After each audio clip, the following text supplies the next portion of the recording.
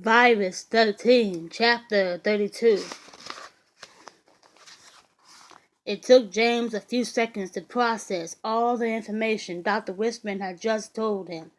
What do you mean this is where I come in?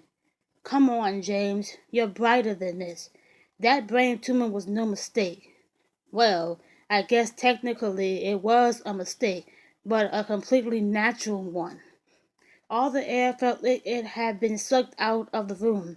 He meditated on the words, saying them over and over. It was no mistake. Dr. Westminster Reid finally made sense. James stepped away from the man in disguise.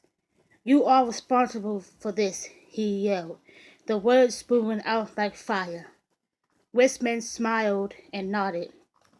Since the year you were born, not a single embryo and gene firm has been given the cancer-resistant genes.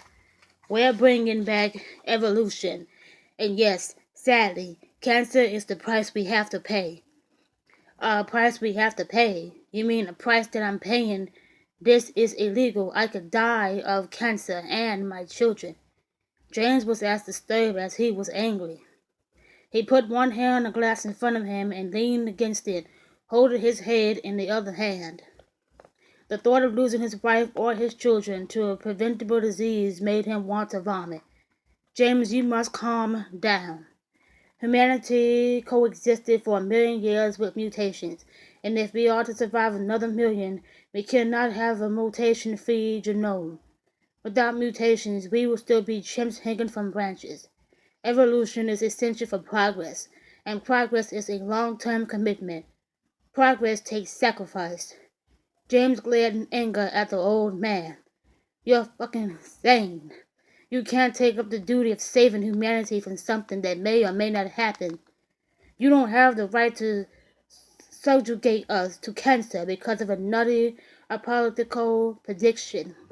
It is no prediction. I have done what's best for your family and every one of your future ancestors. Don't you see? You should be thrilled.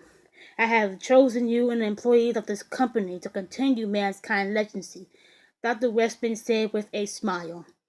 Gene Firm's children are the smartest, brightest, and fittest group of individuals on the planet. I have worked to ensure that. Look at your wife. She is a goddess, a near-perfect woman. What are you trying to say?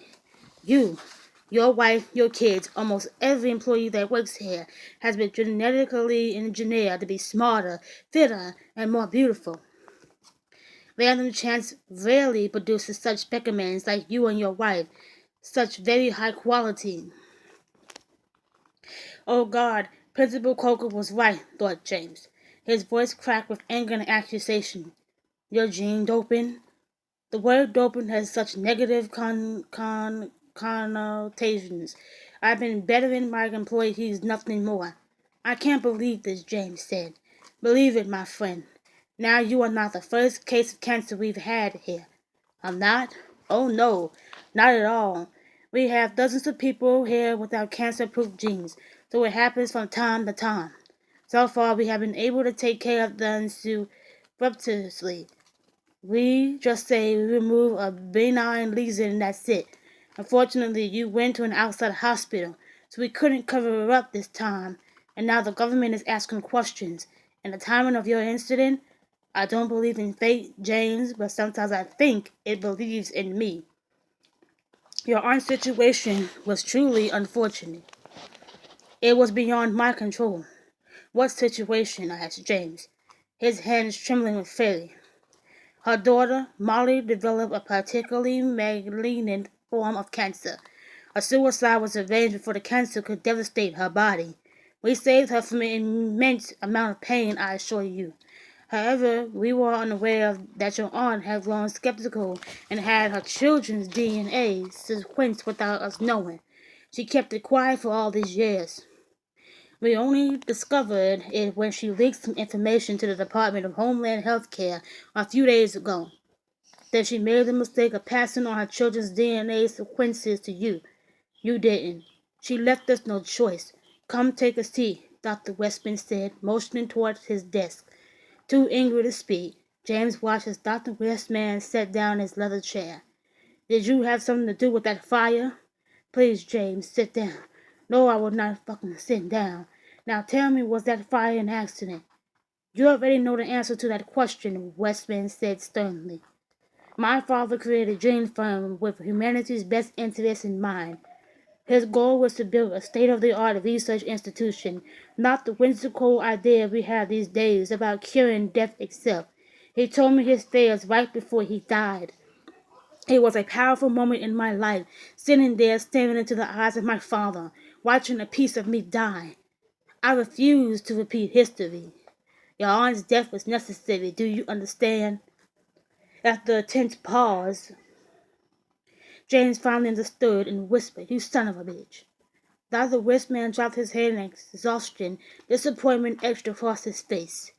He nodded toward the TV playing near his desk. The news caption, Superflu infecting millions, scrolled the bottom of the screen. Tomorrow the caption will be hundreds of millions, then billions. Then there won't be any more captions, only silence. Dr. Westman said coldly, You don't have to agree with me or what I've done. It's happening and there's nothing you can do to stop it. James looked away from the screen like he had just seen his whole family murdered in front of him. A sick feeling crawled up his esophagus, stopping just short of his throat. You didn't, repeated James painfully. It is the only thing that can save us. Surely you understand that, shot back Westman, leaning both elbows on his desk, creeping closer to James. Killing innocent people? You bastard! James shouted as he jumped to his feet. He lunged at Dr. Westman, but before reaching him, a sharp pain stabbed into his lower back, and every muscle in his body contracted tightly. Next thing he knew, he was on his side, shaking on the floor. After a few agonizing seconds, the pain subsided, and his muscles finally relaxed. He could see Ari towering above him, a black taser in hand. I'm the only one committing violent acts today, he assured James.